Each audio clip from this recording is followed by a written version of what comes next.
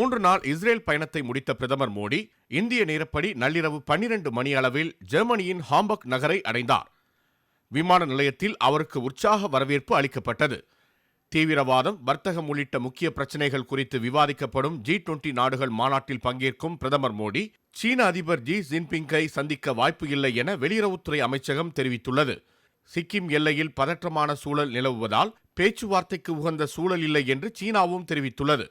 முன்னதாக இஸ்ரேலில் பிரதமர் நரேந்திர மோடி பல்வேறு நிகழ்ச்சிகளில் பங்கேற்றார். நேற்று ஹைபாவில் முதல் உலகப் போரில் உயிர் நீத்த 44 இந்திய வீரர்களின் போர் நினைவிடத்திற்கு சென்று மலர் வளையம் வைத்து அஞ்சலி செலுத்தினார்.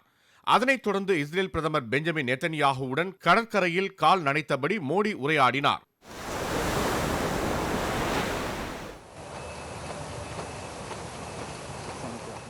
இஸ்ரேலில் முக்கிய நிறுவனங்களின் தலைமைச் செயல் அதிகாரிகளை சந்தித்த பிரதமர் மோடி இந்தியாவில் தொழில் தொடங்க வருமாறு அழைப்பு விடுத்தார். இந்திய இஸ்ரேல் நிறுவனங்களுக்கிடையே விவசாயம், நீர், சுத்திகரிப்பு, சுகாதாரத்துறைகளில் 450 கோடி அமெரிக்க டாலர் மதிப்பில் 12 ஒப்பந்தங்கள் கையெழுத்தாகின. 3 நாள் இஸ்ரேல் பயணத்தை முடித்த பின்னர் பிரதமர் மோடி ஜெர்மனிக்கு சென்றுள்ளார்.